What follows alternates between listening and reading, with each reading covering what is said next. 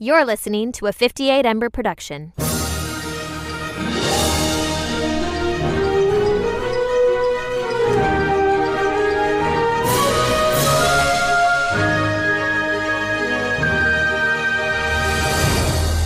Welcome to Sky Talkers. Here are your hosts, Charlotte and Caitlin.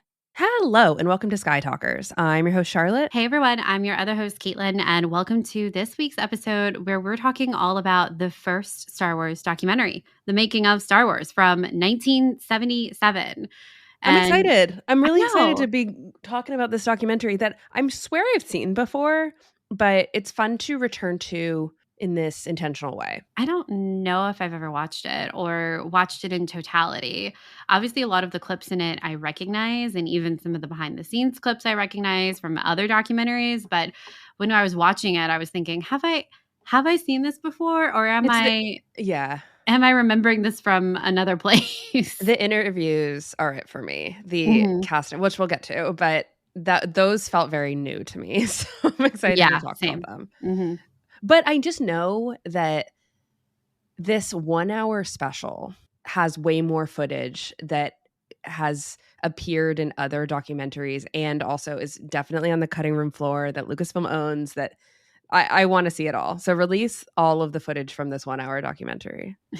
Well, maybe not, because this aired on ABC, so maybe they have all the archival I don't know the legalities around that. I don't know either. I mean, obviously there's the stuff that was shot on Disney, set. so...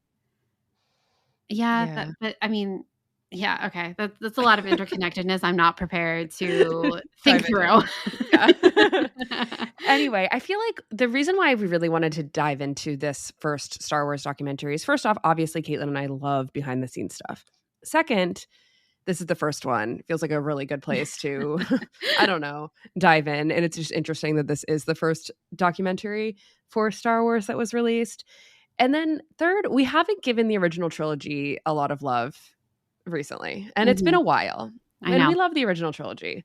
The classic trilogy. The first trilogy. The first trilogy. Exactly. It's the first trilogy. So here we are talking through some of our faves, and I'm happy to do it. I know, me too. And not only, the first trilogy, but the first movie of the first trilogy. This aired on September 16th, 1977. This is your mom's birthday, right? Yeah. Yes. Yep. Happy birthday to your mom. Big day. She did. She got the first Star Wars documentary. To be honest, I'm sure she watched it. There's no doubt. She did too. Yeah.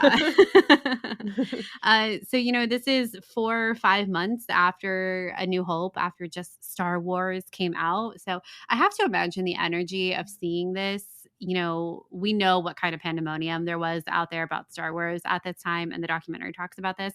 So I can imagine I would have been so excited to see something like this, to have the clips to be able to watch on the TV. You've got the music, you've got the behind the scenes stuff that's going on, while there's still so much fervor for Star Wars at this time, obviously. I think this would have been such a smash hit. I would have been so excited to have watched it on the TV.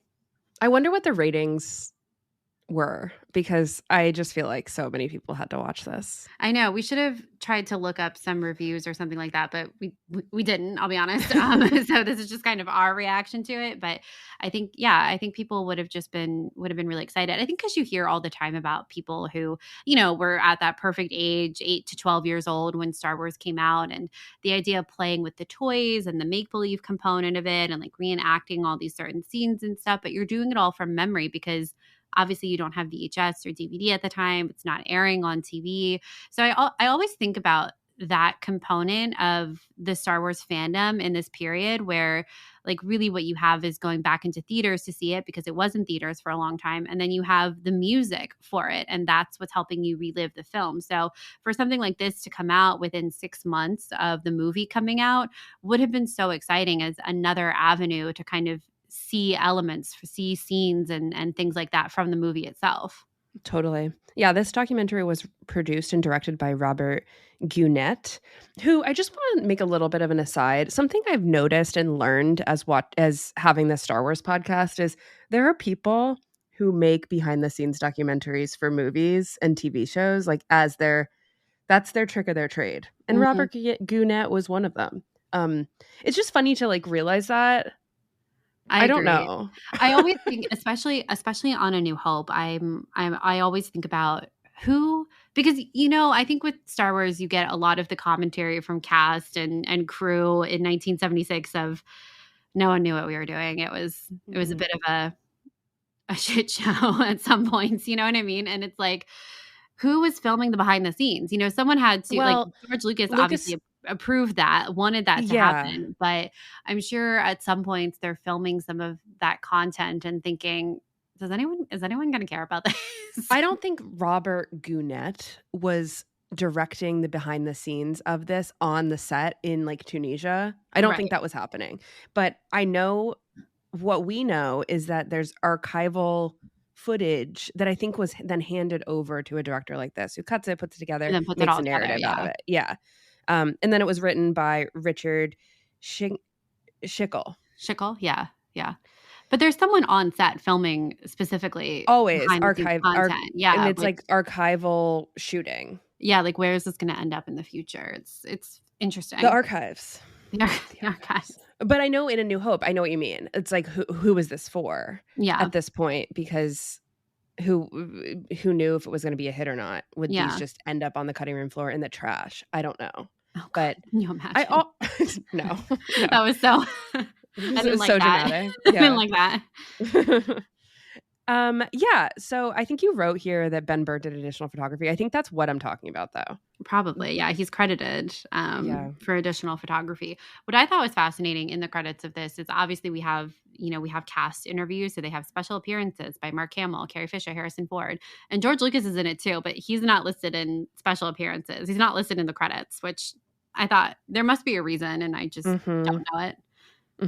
Yeah, I don't know about that. Yeah. Yeah, so this is the first documentary of Star Wars. It's the first TV special documentary that's like an approved behind the scenes for Star Wars officially. I do have to wonder, I'm sure there's other versions of this, maybe within specials for the news or something, but this one is the first hour-long Star Wars behind the scenes documentary. It's also the first Star Wars documentary released to home market in 1979. So this was purchasable, and then now it has been added to specific VHS releases, DVD releases, specifically the 2004 big box set that I think is very memorable to you and I, Caitlin, of the original trilogy. It's like in the silver box, also the gold box too. Mm-hmm. This was on there, and it's been edited. There's alternate versions. We're specifically talking about the version that was released in 1977, but it has a life. It does. And this one is narrated by William Conrad, and I think one of the biggest differences is I think it's one of the 90s versions. There's a different narrator. Yes. Is Dan LaFontaine, I think his name is. He's a trailer guy, the trailer voice. When I read that, I was like, wow, that was definitely a choice that they made to completely redo the narration. Yeah, I can see how it would be needed though. When there's more sequels that are added and some things just feel a little out of date. Like the narration from William Conrad, specifically in this documentary, I feel like they talk about the upcoming sequel, what's on the horizon, and things that just will feel very outdated quickly. I think for us, it's really fun to revisit because it's a place and a time. But if they're going to keep re-releasing this as brand new, then they have to keep it fresh. Mm-hmm. Yeah. So what was your first impression of this documentary? I thought it was very cute.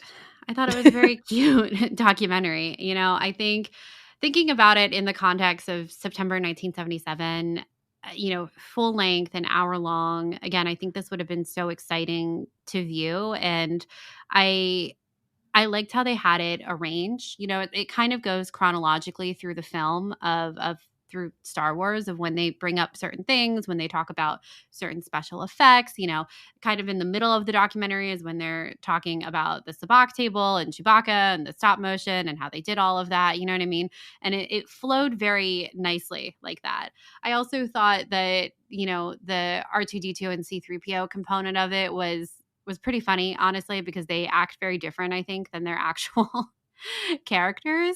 But I kind of loved them on this pseudo sci-fi set that doesn't, you talk about the Star Wars feeling. I'm sure people definitely didn't have any kind of framework really at that point, and this definitely does not feel like Star Wars, but it is sci-fi, so I guess that's where we should put R2D2 and C3PO. And I thought it was very funny how they're kind of walking the audience through this documentary as well. And I thought it was pretty funny that they in the beginning they kind of frame it as, oh, we're just visiting this planet Earth. But then the further you go into it, they're like, oh yeah, remember when you and I filmed this? The continuity is just not there. What is the canosity of R2 and 3PO narrating this documentary? Being on planet Earth. What I also thought was so funny, C3PO is like, yes, C3PO and R2D2 are snarky with each other in the films, but like the snark is different here. Like they were talking about the trash compactor scene, and R2 makes a quip basically about like, or C3PO says it's good that they weren't in those scenes, and he'd be like, you would rust R2D2, and R2, makes a sarcastic beat back, and 3PO says, no, I wouldn't rust R2 because gold doesn't rust. Oh, okay. Okay, cool. And then you also find out, I just need to go on this little C3PO and R2 tangent for a bit. C3PO also makes jabs at how R2D2 never read the script. And he was like, you never even read the script, R2. And he goes, come to think of it, how would you attempt the pages? It's like, that's so rude. And then you also find out that C3PO responds to his fan mail and R2D2 does not. Because he can't? I guess because he can't. C3PO doesn't say that, but I guess that's kind of the implication. And it's just... All right. I thought it was really funny. No, I agree. I think this documentary, I agree with you that it is cute. Without the 3PO and R2 narration or inclusion, it might be a little boring. Yeah. Is that just me? I don't know. I think it only reads that way because we're so familiar with a lot of this. Yeah. Even the, Mike was in camera. The mic was in camera. The mic was in camera. The mic was in camera. We've seen that so many times, but again, I liked how they organized the documentary, and I thought that was done really well considering when this came out. The true reason why I wanted to do this episode, Caitlin, is because I love the cast interviews. Specifically, where the hell are they? Harrison Ford. Yeah. So Mark is on a set somewhere, okay, but he's looking groovy. His hair is quite long. It's given Corvette Summer. It is giving Corvette Summer. Then 2, they have Carrie Fisher in an arcade of sorts. And she's down for an interview. I love this era of Carrie Fisher doing interviews. It is so great. Then number 3, we have Harrison Ford, and he's on a dock with seagulls, like about to get on a boat. He might already be on the boat. I think he might be on his boat. Like it's so funny that was Harrison like, yeah, I'll do an interview, but if you come meet me at Dock A, which is honestly kind of Han Solo now that I'm saying it out loud. It is, but it stands out so much because while yes, Carrie and Mark are in different places, they visually kind of go together. Like they're totally. There's equipment. It's not like the arcade game is on. It's not colorful. Like her background is dark mechanical, and then so is Mark Hamill's. It's cameras and like I don't know, like the director's chair. So they go together, and then you have Harrison Ford out on a beautiful sunshiny day on a dock in very casual boat wear. I was just like, the sound recording of this must have been so annoying because the seagulls were going crazy. I'm sure the wind was acting up. Also, George Lucas is at his desk in San Anselmo in his house. They show the intro to it, which we have an episode on, by the way, if you want to learn more about that house. And then 2, we see Alec Guinness, and that is just it's archival footage from him filming. And that's it. In terms of, Gary Kurtz has an interview, but I also think that's I think staged. He has like a clip of an interview. Yeah, exactly. But it's just like the Harrison Ford on the dock is so funny. He's also in a great mood, I feel like. Yeah. It's just iconic. It really kind of reminded me of like the Rise of Skywalker cast interviews on the behind the scenes documentary where all the other cast are in kind of a similar place. And then you have this one really random interview with Adam Driver that is like very out of place. You know what I mean? And you're like, one of these is not like the other. And that's kind of how I felt about the Harrison Ford interview in this lineup as well. So maybe that's like father, like son. Absolutely. It all makes sense. Yeah, I do think it was funny that they put Carrie in this arcade, though. It kind of doesn't make sense. They were like, okay, let's put her, this movie's like kind of nerdy and like futuristic. Okay, let's put her in an arcade with like Atari behind her. And it's so weird. I don't know. It's a little weird. I love it though. Everyone looks great. It's a great time. It's just truly, when I saw Harrison on the dock, I was like, we got to do an episode. I also, one of the other things I noted was that in George Lucas's office at his San Anselmo house, he's got a giant What's up with that machine. It's huge. What is up with that? It's huge. It's a big rocket ship with like giant gumballs in the back, to the point where I was like, are these gumballs? Are they like something like a bingo thing? No, I think they're big gumballs. And I was wondering, I bet that's still there. I wonder if the gumballs have ever been eaten. Does George, maybe this is a part of George's, the headcanon around George Lucas, that he gets out his yellow legal pad, his pencil, and pops a giant gumball. Like a gobsmacker. They're huge gumballs. They're really big, bigger than a gobsmacker. Okay, the alternative version of this is that the documentary spends quite a lot of time talking about George Lucas's influences, Flash Gordon and like Treasure Island and things like that. I was like under the impression that since the gumball machine was a big rocket ship, and then also in the foreground of the shot there is a tin rocket ship, that maybe these were set dressings placed for the sci-fi element, similar to Carrie in an arcade.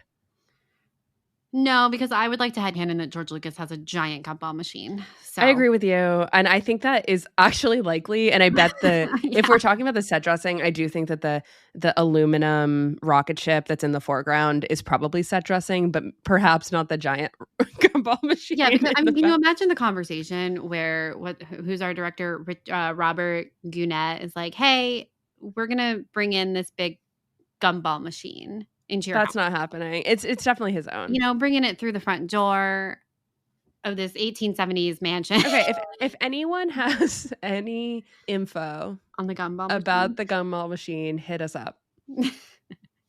Also, now I'm on Gumball Machine Watch. I know, right? I feel like I should have seen this before and I haven't. Right. Or maybe I just wasn't.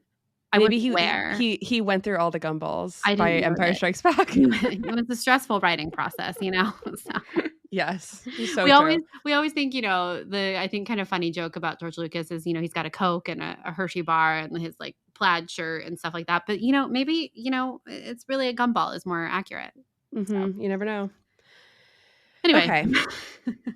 So the value of this documentary, I think it's super valuable. And like you said in the beginning, I think if we had watched this, because we have so much ancillary Star Wars material these days, this feels very 1.0.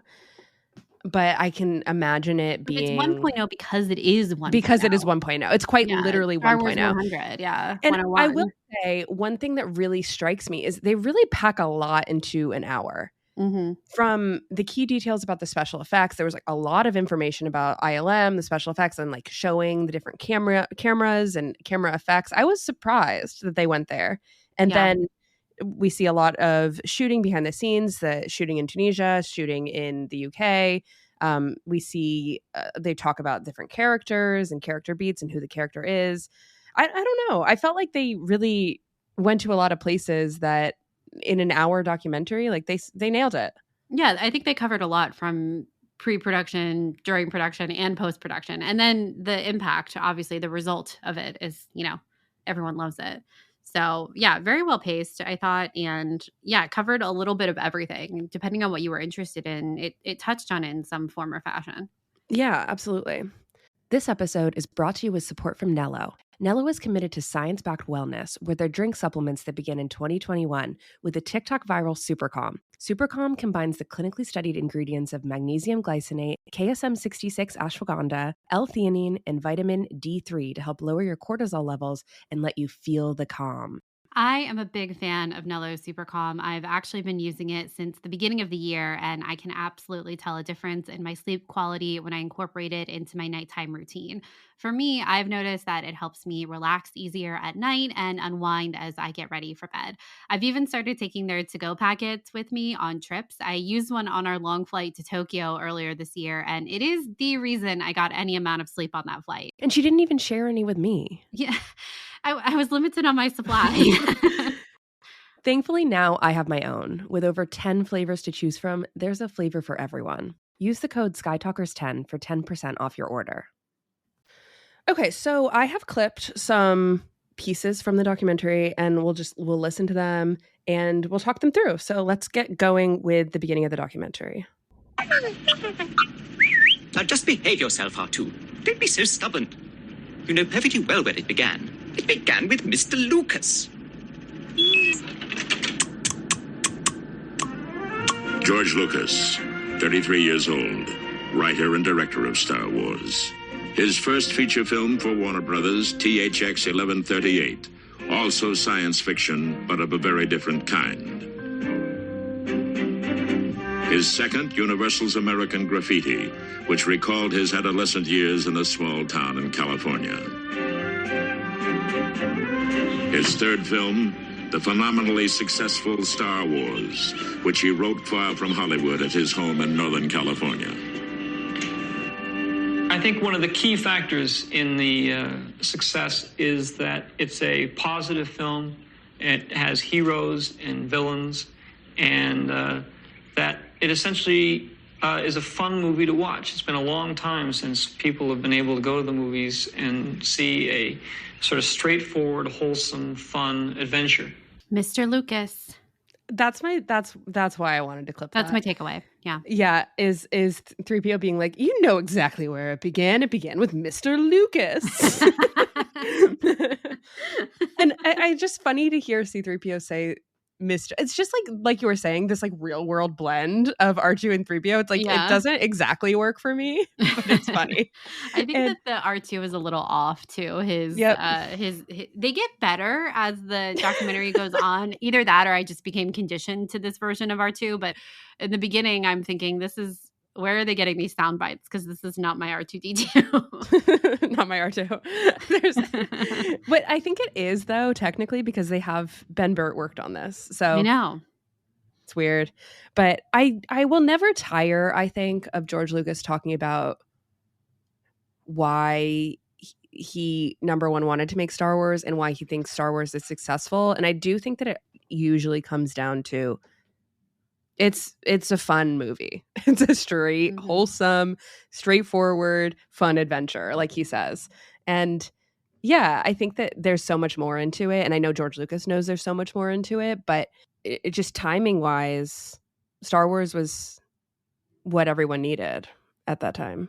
Yeah, I totally agree. And I think that throughout this documentary, it's kind of like you hear these things for the first time, quote unquote, first time, that are just going to become part of the mythology of Star Wars through the years. Because like you said, we've heard George Lucas, Mr. Lucas, say this in 100 different ways for the past 48 years, and this is the very early days of this kind of explanation, this discussion of what Star Wars is and what's making it successful. So I'm glad they started it here with him, with Mr. Lucas. I gotta say, with Mr. Lucas. I know how old George Lucas was when he did Star Wars, but hearing William Conrad say 33-year-old George Lucas, I was like, whoa. Did that hit you? Yeah, because I'm going to turn 33 here pretty soon, and I don't have a Star Wars movie that I've made. or the three other movies that they're referencing here. Exactly. 2 other movies. Yeah, 2 other movies. It's so funny. It really kind of hit me in not a fun way. This documentary gets some of the big things about it actually were the clips that they used in it, which were kind of new, I think, or surprising that they were able to use clips from THX and also American Graffiti, and then also a bunch of older archival clips from Treasure Island and Flash Gordon and things like that. So that comes up, and they have a lot of World War II clips as well that come into it. So this documentary was doing it all. So, okay, let's hear about Chewbacca from Harrison on a doc. Chewbacca is the Wookiee. He's 200 years old. And I don't know if this ever comes out in the picture, but he is 200 years old.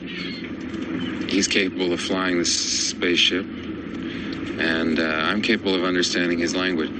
I related to him as if he were a special kind of dog.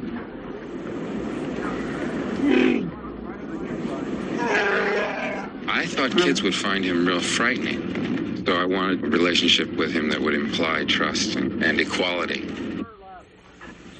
The Wookiee actually came from my dog, Indiana, who is a big Malamute, very large, furry dog that looks a lot like the Wookiee, only slightly smaller. The seagulls. You can very much hear the seagulls behind Harrison Ford. Also, the origin of the dog is Chewbacca. Will obviously spur the dog is Indiana Jones as well. It's just great. I don't know. Again, I also it's the origin of so many of these. The origin. Was this the beginning? The nexus. This is the other beginning.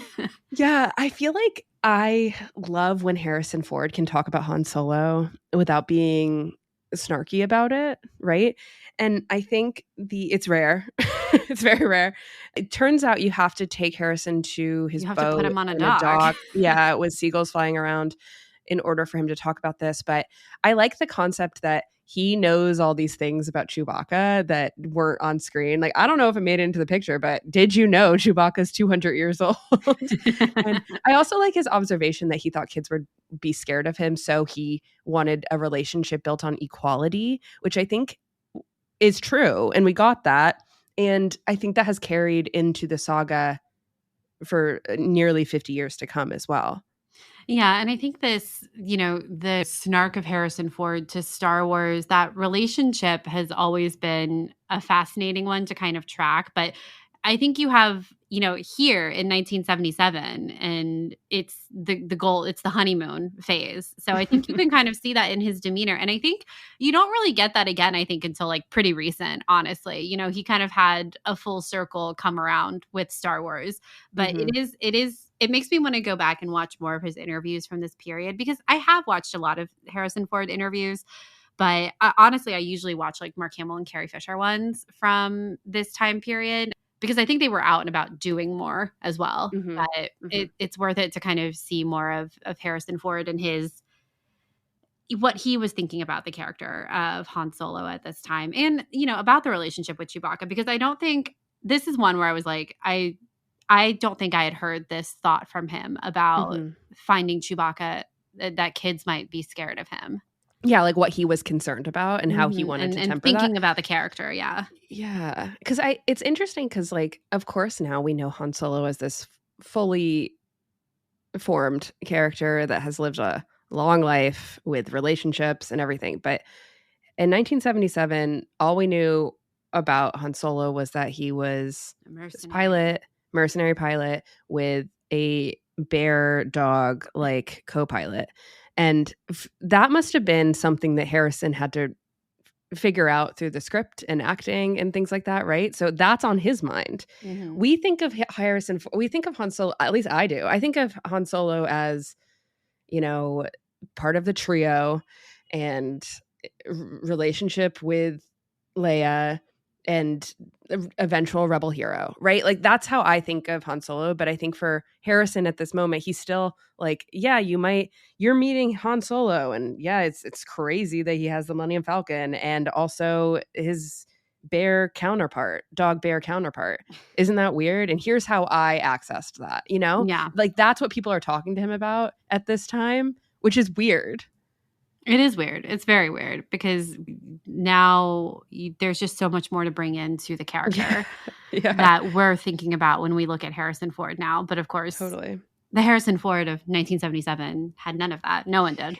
In the documentary, Harrison also reflects on how maybe his character is potentially similar to his character in American Graffiti as like a hot rod and someone who's really into like the racing aspect.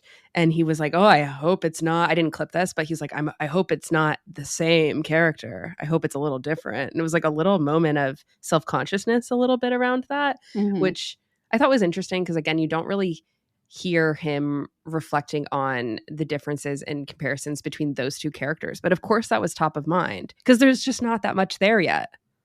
Yeah, and we know that was top of mind though, even for George Lucas, because that's part of why he was like, I'm not going to hire Harrison Ford. He's just going to be doing the screen testing with the people we actually want to think about hiring.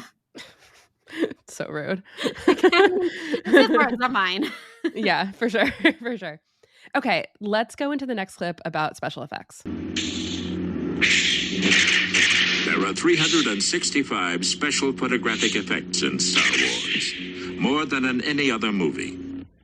For this scene, each effect element was shot separately, then added to the live action. Even the laser beam of Luke's sword was optically printed into the scene. Did you know there was 365 effects? One for every day of the year. It is 365, right? That's what it says here. I couldn't tell you if that's actually accurate, but right. probably not anymore though with the special editions, but maybe in 1977 it was. Also, I'm like, how do we define an effect? I guess it was an optical effect. I just was kind of like a little shook by that number, which I've never heard before, I don't think, around like did you know that there are 365 optical effects in Star Wars? That's the most of any movie. And it's like, how do we define that? To make a tearaway calendar of a special effect a day. Oh my God, genius concept. Star Wars movie. Genius. If that's an accurate number. I just need 10% of profits from whoever wants to actually do that. Okay, sounds good.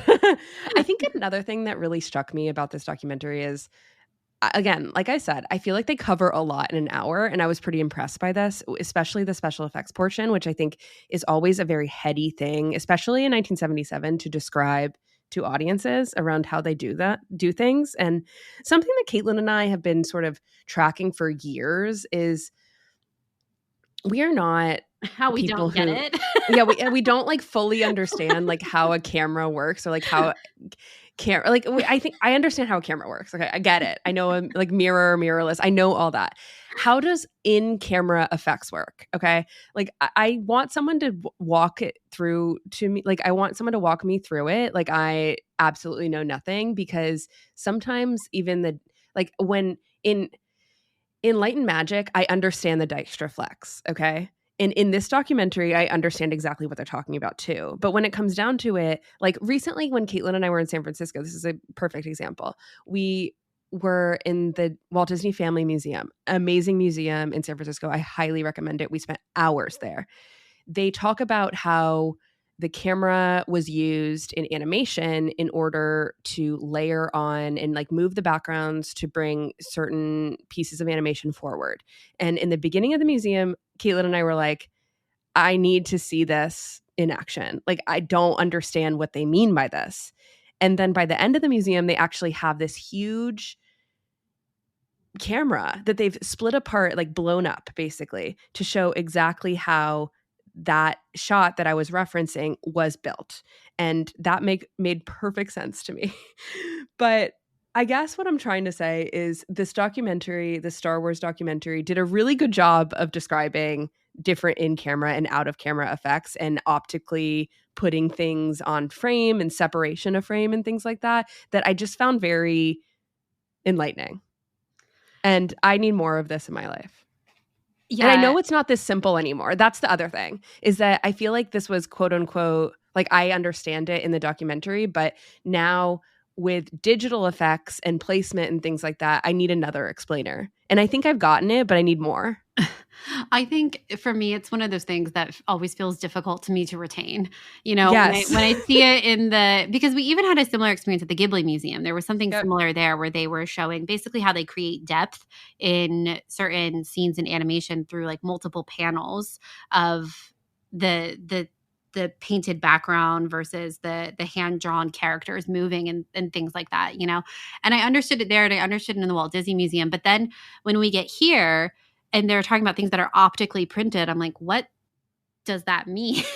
I need more explaining. Like I want to take a course in it, to be honest. I same. And I think that when they talk about the matte paintings and how, when Ben Kenobi is disabling the tractor beam and all of that, and, he's only 6 feet off the ground, but the glass painting makes it look he's 30 feet. I understand the concept of the glass painting, right? It's an optical illusion. But then when they talk about layering it, I always think, where are they layering that? Where is that piece happening? How does the painting get onto the film script? This is literally what I mean. Like, is it in the edit droid? I think it was in the edit droid, but again, how does the giant glass panel get into the edit droid? I guess they film the glass panel and then that gets on film, and then I think that's part of, because the edit droid is not invented yet, right? Or is it? I think it is. Because that's the whole thing with I think you literally had to cut the film. I don't know if it's called the edit droid yet, by the way. I think we're almost there. Maybe we're almost there. But that, I think they're like actually physically cutting the film strips to the for film sure. strip, and then layering it on top. It's just sometimes it doesn't compute in my head. And I think this would have been a really great primer. And I think they did a pretty good job of explaining how some of these effects get layered together, especially, seeing, I think the lightsaber one was really good with Obi-Wan and, the duel with Vader, how they show how they cut and then they switch out the laser sword and it's the reflecting one. So it looks like it's lighting up, and that's a bit more of a practical effect, but then they show how they layer in an optical effect as well. And I thought that was really cool. And I liked seeing, the in-camera effect in action. Totally agree. Yeah, I thought that did a really good job with that. You listen to Sky Talkers for many reasons, but I hope one of them is for us to work through our feelings and understanding one of them is special not effects. Your understanding of technological and visual. No, we're trying. I think I have a solid grasp on it, to be honest, but I want a firm grasp. I don't feel the firmest grasp. Solid. Mine's solid in the moment. Then I lose it slips through my fingers. I need a firm grasp. Right. Me too. All right. Let's listen to George Lucas talking about the Force. It's sort of boiling down religion into a very basic concept. The fact that there is some deity or some power or some force that sort of controls our destiny, or works for good and also works for evil, is always been very basic in mankind. Okay, there are a lot of birds in the background of his clip too, right? You heard that, right? San Anselmo is just full of tree life. I don't think I heard the birds the first time I watched this. I only do it again with hear the birds with the birds enhanced. No, I didn't. I only heard the seagulls when I was watching the documentary, but now in this clip form, I'm hearing. It feels like birds more birds everywhere. More birds. They're not filtering out the birds. Not at all. But thoughts about the Force? The actual. It's a great quote, Again, the nexus, the origin. Yeah, and this goes back to what he said in the first clip of it being straightforward, wholesome, fun adventure. But I think that key of straightforward, and that is really what you see in this first introduction to the Force, is you have Darth Vader, the dark side, you have Obi-Wan, the light side, and Luke Skywalker, obviously. And then it makes sense for it to be quite literally black and white here in Star Wars 1977. And then George is going to continue to add nuance to that with the whole fall of Anakin Skywalker and how it doesn't read as straightforward anymore when you start to peel back the layers and you start to add on all the complexities more and more of the politics and the religion and the dogma of what the Jedi are doing. But none of that is here because this is still our introduction. And that's what George is talking about. Yeah. I will never tire of hearing George talk about his inspirations for the Force. and I think that we've heard him go deeper than this, but this is the beginning. Yeah, it is. Okay, let's hear him talk about droids.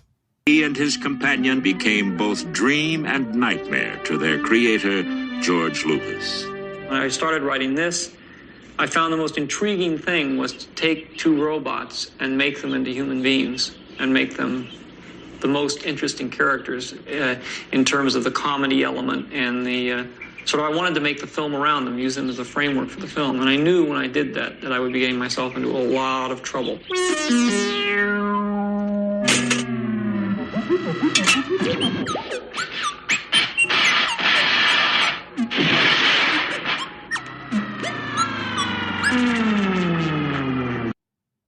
What you're hearing at the end there is the droids just breaking. It's just like a big... I loved this montage of the droids breaking. I thought the music was top tier. We've seen a lot of montages of droids breaking, and I think this might be my favorite.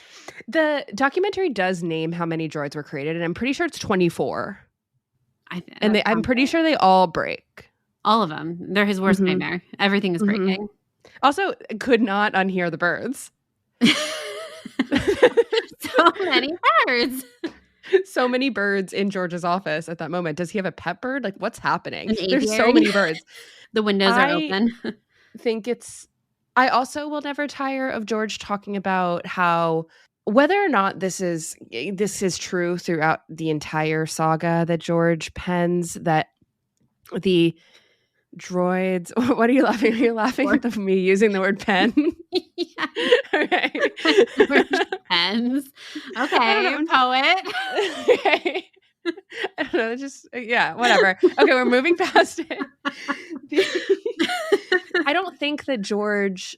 I think George's idea of the saga being through the droid's eyes is true, but I think it becomes less true as we learn more about the characters. I think the droids are a constant throughout, but I don't think they're the eyes in which we see everything. I think potentially in this one they are, but I think Luke is the eyes that we see everything through. And we'll talk about that next as well. I think it's hilarious, the concept that the droids are so important, and they are so important, but George is like, they are so important. And then the narrator's like, but they're his worst nightmare.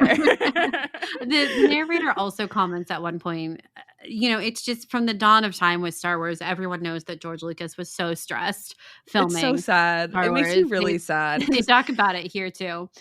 And it is sad. But I too, like you, I always like hearing about the origin story of R2-D2 and C-3PO, and their creation is kind of a framing narrative really within A New Hope. And I think, that does change and evolve as we move further into the stories. And even their role in some of the stories begins to diminish, especially in the prequels. It's not quite the same as it is in the second trilogy as it is in the first trilogy. But they really do kick everything off, and you're with them for the first 25 minutes of A New Hope. You've got to make them intriguing. Totally. And then they broke all the time. So funny. I will say one of the other things that's kind of interesting about this documentary is they, in the beginning, they kind of intro all the characters and tell you who played them, but that is not true for anyone who is not a human. So we don't hear that it's Anthony Daniels that plays C-3PO. We don't hear that it's Kenny Baker. Kenny Baker isn't even credited. He is. He's credited in this? He is, and R2-D2 is credited as himself. I was sort of wondering if it actually wasn't Anthony Daniels who was speaking, because it does sound a little off. And I wondered if... I thought about that too, and then I was starting to gaslight myself because I was sure that Anthony Daniels would not let anyone else play C-3PO. Agreed. Around. But I don't know if he still if he had that vibe in 1977. He might not have at that point. But they don't talk about David Prowse or James Earl Jones, Anthony Daniels, or Kenny Baker. So it's that kind of what we were talking about earlier with the droids and how they're just visiting planet Earth, or now they're filming on planet Earth too. It's that kind of, we're not going to talk about the actors that play these faceless, and you know what I mean by not a human character. We're going to preserve that magic a little bit more. Peter Mayhew is also not mentioned. I don't know if you mentioned that. I didn't. Thank you. Yeah, no, he's not. especially after we had that there's a huge part around Chewbacca in this documentary. Yeah. But no, they don't talk about Chewbacca either, or Peter Mayhew, which I thought I kind of expected, honestly, but it's still surprising to see. Totally. Okay, let's hear about Mark Hamill. Let's hear from Mark Hamill talking about Luke Skywalker. The character of Luke Skywalker is the one sounding board you have. And like Dorothy in Wizard of Oz or Jack Hawkins in Treasure Island, there's that one character that people look to see the reactions to everything else. He's very simple, very naive, very straightforward. He's that classic character in literature that doesn't want to stay on the farm, that wants to see what's beyond, and, get off the farm and go have a little adventure. I love it. I love Luke Skywalker. I love hearing Mark talk about Luke Skywalker, and what a great character. I feel like in how we haven't talked about the original trilogy in a while, we haven't talked about Luke Skywalker in a while either. And sometimes I feel like Luke can get overshadowed by like Han Solo in a lot of in the original trilogy, and I can't stand for that because he's my fave. But there's a reason why he works so well, though, and it's what Mark is talking about. Again, that use of the word straightforward is a good word to describe a lot of what's happening in Star Wars A New Hope. And Luke Skywalker is very straightforward. He's simple, and he has a dream to get off this planet, to go see more. He doesn't know what that means, and he doesn't know what that will require of him yet, but he has that yearning, and that is classic to this kind of story, and it's what makes it work so well. We've talked about this before, but I think that's what made your discussion about how Luke Skywalker is often overlooked for a character like Han Solo. We've talked about this before, but like I think that's what made it was so jarring during the sequel era, when suddenly people were talking about how Luke was their favorite and all these like sacred things about Luke Skywalker. You can't touch anything about his character. Like, this is how I see him. And Luke is my favorite. Luke is the best. Luke is everything. And it was like, Caitlin, you and I grew up in an era where people overlooked Luke Skywalker and only wanted to be Han Solo. And there's several documentaries that I can picture one right now where someone says exactly that. Like, I'm stuck being Luke Skywalker, but I always wanted to be play Han Solo on the playground. Exactly. And Luke is the best. So, and I think that just to our previous conversation around the droids being like the center, the moment Luke Skywalker comes into play on Tatooine, you've just like Mark says, like you feel him. Like the audience member, you are that character. He's learning everything for the first time. The droids are not, but he is. Mm-hmm. This look from Mark, we've talked about it already, but it is so 70s, and the hair is like cut really short up to the eyes, and then also it is both cut short and then also down to his like collarbone, and it's not a mullet. No, it's not. It's something else. It's a secret third thing. It's a secret third thing. And yeah, he just like looks so young. It's so crazy. I love him. He looks very young. Yeah. We still have to do a big kind of retrospective on Luke. We do. Let's do it. I know. We had talked about doing it in 2020, and then a lot of other things happened, and we didn't feel emotionally ready to tackle the character of Luke again. But I think that his character is it's one that has aged so well, I think, with the choices, most of the choices that were made for his character in the sequel trilogy, that he becomes so much more than this kind of straightforward introduction to him in A New Hope. And that is by design and good, because that's what you needed from his character to evolve. He can't be that straightforward anymore. And I think that's also, what we were kind of talking about with the concept of the Force, how it was very black and white. And Luke here in this film had to be very straightforward because he's the person that the audience is connecting to immediately. Like when you said, when he comes on the scene, you understand his emotional state pretty immediately. and you understand why he wants to do what it is he's telling Owen and Beru that he wants to do. It all makes perfect sense. And that's what this character needed to be for this movie. Yeah. Yeah. I love him. I love Luke. I really want to rewatch Corvette Summer, honestly. I've been thinking about it lately. You got that DVD? Just fire it on up? I've got the DVD of Corvette Summer. For a while, I had a list on my bulletin board of all the movies, Mark Hamill's movies I needed to get DVDs of in middle school. I didn't make it very far on the list, honestly, because I'm sure I spent my money on other things. But Corvette Summer was one of them. And I have The Big Red One and Walking Through Egypt, all on DVD. Yeah.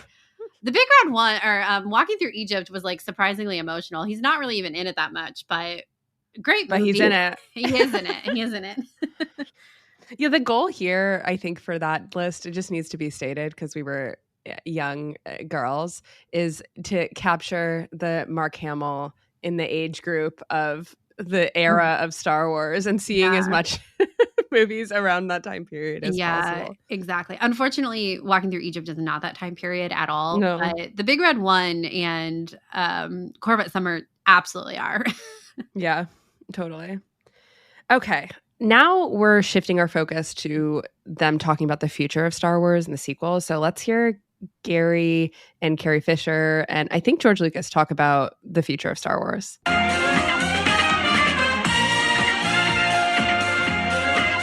The music of Star Wars by John Williams is part of that phenomenon. And what about sequels? The producer of Star Wars, Gary Kurtz. We had a lot of speculation about sequels to Star Wars, and we are working on story material that will develop into potentially one or more motion pictures that will use the same characters. I like to consider them different adventures rather than direct sequels. Obviously, the Empire is still there. Darth Vader is still there.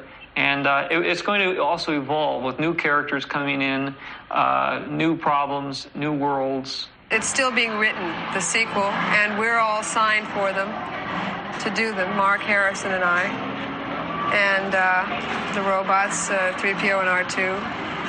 But that's as far as I know. I heard that they were probably going to have an ice planet and a tropical planet, like the fourth moon of Yavin. One thing I think that we haven't mentioned is how it's still not muscle memory to call robots droids. Mm-hmm. And we're still hearing droids throughout the documentary is how they refer to all of our droids. It's cute.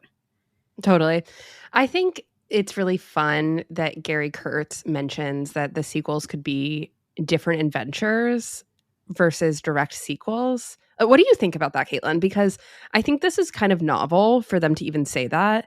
And we didn't really get that, but I think we're in an era now where that is what Star Wars is. I think what I really take away from the clip you played is that Gary Kurtz says that, but to me, it's clear he and George are not on the same page. The way that George talks about the sequel is, we've still got to deal with the Darth Vader. We've got to deal with this other stuff. You know, there are going to be new characters, but we're going to have our old friends too. And to me, that kind of is at odds with the way that Gary Kurtz is talking about it. Maybe because I know that George Lucas is writing Empire Strikes Back, so I could be kind of reading into that. But to me, it sounds like they have different ideas of what's going to be happening moving forward. But maybe not too, because I mean, Carrie Fisher is spoiling Hoth. You know what I mean? She knows there's going to be an ice planet. But I think this goes back to is this Gary Kurtz interview even part of this documentary? Yeah, or shot when for this was documentary? it filmed? Yeah.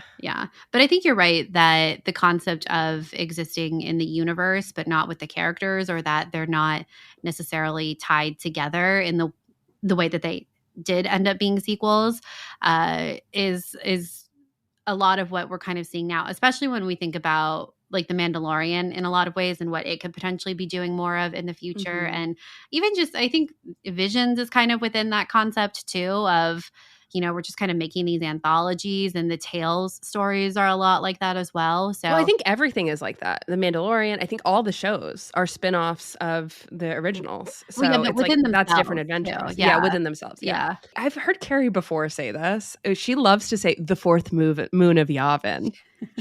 like the one planet okay, she remembers.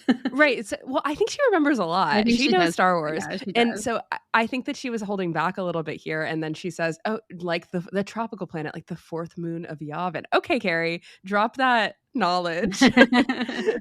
Whereas Harrison Ford earlier could not remember Millennium Falcon, so he says the spaceship. Yeah. Exactly. But no, Carrie knows all, and she loves Princess Leia, and she loves Star Wars, and was always bought in. And you can tell, I think. But I has mentioned, it's like a little bit of like a verbal tick for her. She has mentioned the fourth moon of Yavin specifically in those order before. That's funny. That's very funny. It's great. Okay, let's continue with on the same thread. But then again, George can do anything he wants now. The first one has been so successful that he could set the next one in Redondo Beach if he chooses to do so. There are questions that still need to be answered. Like, what about the future of the princess? And who she is going to end up with is still anybody's guess. I will say that Luke is more devoted to her, I think, than Han Solo is. I would probably describe Han Solo as the cynical mercenary space pirate with the cream filling, you know. He's a nice guy. She's really a chump if she goes for Han Solo. The cream filling. That sent me over the moon. Carrie understands Han Solo. Mark saying that she's a chump if she goes for Han Solo just doesn't get it. It's so funny. It's hilarious. I gotta say, though, I loved Mark's first quote in this section of, but then again, George can do anything he wants now. And I'm sure a lot of the public, or maybe they did, I don't know, but fully realized, what exactly George had done and how not so much what he had done with the film being successful, but the way he set it up of the merch rights, the sequel rights, all of that being under his control, and that he ensured that he would always be the one calling the shots. And that is the definition of Lucasfilm, especially in this era. He could set it in Redondo Beach for all he cares. I love that. And the Redondo Beach mention. That. Yeah. That. Totally. I'm always that. But I think that I will say I bristled a little bit at like, who's Princess Leia gonna end up with type of situation. But it is funny in retrospect, especially having Mark be like, she's a chump if she ends up. It's like, okay. All right. But then Carrie being like, well, these Han Solos with the cream filling. You got it. Well, it's fascinating because now I feel like there can sometimes be such a stigma between the stars talking about shipping and these relationships that it is kind of fun to hear even them speculate about it a little bit. I understand what you mean, though, about she's more than her relationship, which I agree with. But I do think it's fun that obviously this was a big conversation that was happening because shipping is always a huge conversation in any fandom. And so that's what people were talking about back then too. So it is kind of, and this would have been an easy thing for them to talk about, of not, aside from Carrie already spoiling an ice planet, but of having, if they did actually know other substantial things that were happening with Empire Strikes Back at this point, they definitely wouldn't have been able to share it. Carrie also says, I hate that Darth Vader guy. Next time I see him, I'm going to shoot and not miss. She said, okay. She said, I don't like Darth, and I don't mind talking about it either. I don't mind talking about it either. I love that. It's, again, she just gets it always and always did get it. And it's also funny because, Leia hates Darth and always doesn't mind talking about it either. And it's a tough thing for Leia to get over. I feel like I just need to take that confidence with me in the future of anything. I don't like Darth, insert, whatever it is. And I don't mind talking about it either. And I don't mind talking about it either. Like, it's perfect. Another thing, that's all I have from the clips from the documentary. But one thing I forgot to mention is there's this whole scene that I did clip and post on our Instagram if you want to see, of how much the world changed when Star Wars came out and how there's merch everywhere and now it is infecting every part of your life. And it's a great little sequence. It plays the disco Star Wars theme. And some of my favorite clips, I think, are from the Star Wars, like when people are waiting in line to watch Star Wars at the Chinese theater, and you see all these people with their homemade Star Wars merch and their t-shirts, this like iconic old school long time ago in a galaxy far, far away t-shirts, the amount of women that are, it is 50-50. It is so cool.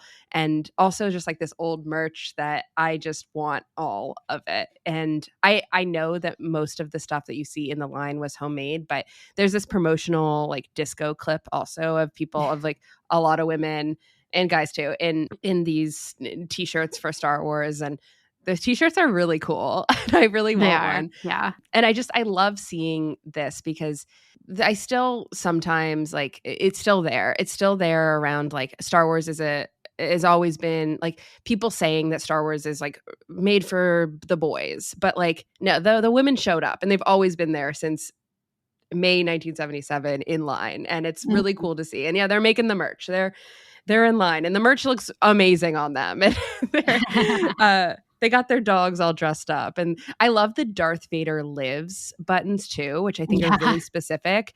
And the notion that was a big saying that people were talking about, like, oh, did you notice like Darth Vader lives? Isn't that crazy? I remember feeling that when I watched Star Wars for the first time, that my mom being like, did you notice he wasn't on the Death Star when it blew up? Did you notice like he's spinning out in space? And I was like, oh my God, that's so true. He's alive. Whoa, it's sequels. Like it did blow your mind. And so I love that it's a button. Now I need it, by the way. I need a Darth Vader lives button. A little eBay search after that. Yeah, absolutely. It's just so good. Yeah, I think, you didn't pull it, but the quotes at the end of the documentary are really nice, really lovely too. It ends by the narrator saying, "The magic of Star Wars does not lie only in its brilliant special effects. Its power derives from something simpler and rarer, the romantic spirit that moves in it. Before it all, we are young again and everything seems possible." And, man, if that just isn't Star Wars in 1977, and I think that is, and now, is now, but it is what ultimately is why this franchise is still around for 50 years. Yeah, what carries us to now. Yeah, and I think that's such a, like I said, such a lovely sentiment, a lovely succinct way to describe why Star Wars still works. And then perhaps the best foreshadowing is the very end with R2-D2 and C-3PO, and R2 does a little beep and C-3PO says, "Where will it end? Perhaps R2, it will never end." And whoa. Just like kind of feels, Yeah. So true. Why did that like make me a little teary-eyed? I know. I did too. I was like, C-3PO, you don't even know. It's like we're talking about that 48 years later. That's nuts. This TV special. It is nuts. It's actually crazy. It's crazy. I think that's a good place for us to end, though. Any other thoughts? No, I think this is a very cute documentary. 100%. You need to watch it if you haven't. It's on YouTube. It's just under an hour long, and it's great. You too can. I think the big takeaway is you got to hear the birds. So go for the birds. You can hear them on the podcast and the clips. But you need to hear them in your headphones in another way. You need to visually see the gumball machine too, and tell us what you think. So. Yes. 100%. And yeah, that's why you should watch this documentary. But I think it's very fun, and I'm really glad we did this episode on it. And it makes me excited to do more kind of original first trilogy focused episodes sooner in the future. Caitlin, I did a eBay search. There's a bunch of a Darth Vader lives buttons. There's actually 2. I think I'm gonna buy it. I think you've already ordered them, is what you're telling me. Yeah. Buy this is out. There's no longer an eBay listing. It is mine. So funny. All right. Well, we have to go because we have to hop onto eBay, as you can see. Wait. I just need to stop. Not only is it Darth Vader lives button, it's spelled wrong. Darth Vader is spelled Vadar. Are you sure this isn't like a LeFufu button? It's original. No, I think this is real because there's a bunch of other ones that have that. Okay, I think I need to go back in the documentary. And we need to do some research. Wait, I think I have a screenshot. One second. Okay. Yeah, it's an A. It's 2 A's. Oh my God. Okay, order. It's even cooler. All right. I love the misspelling. We have more eBay shopping to do. So if you'd like to tell us if you remember watching this documentary, if you're going to watch it, if you're on eBay as well, please tell us what you're buying. We'd love to know. You can find us on Twitter /X at SkyTalkersPod, or our personal handles. Charlotte's is at Clarity. Mine is at Caitlin Flesher. We also have our website, skytalkers.com, our Instagram and TikTok. We finally put up the haul that I got of stuff in Celebration in Japan. So it's 2 months late if you were at all interested. And if you listened to our Celebration episode and were like, they said they were going to put that up. We did, just a lot later. It's you did. Now. I have not yet. I've not filmed that yet. I have it. It's only 50% done. But anyway, if you're interested in other merch that we've gotten recently, or actually not that recently, you should go to our TikTok and our Instagram and check out the videos there. And if you have a couple seconds and would like to leave us a review on Apple Podcasts or Spotify, we would so appreciate it, as it helps other people find the show. And if you're interested in other ways to support us and how to get involved in our Discord community, you can head on over to Patreon and check out our different reward tiers there.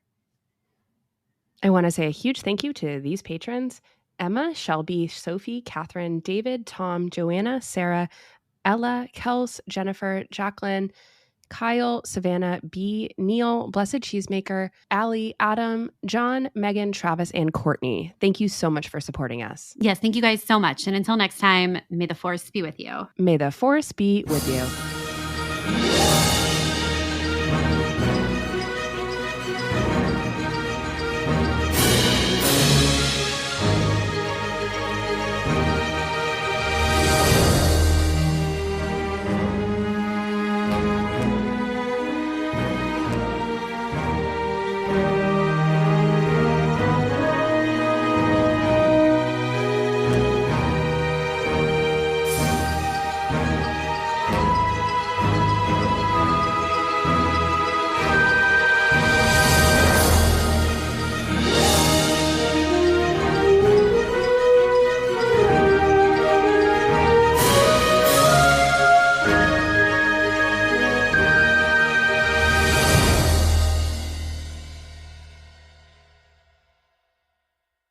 This has been a 58 Ember production. For more shows, please visit the 58 Ember channel, 58ember.com, or find us at 58 Ember Media on socials.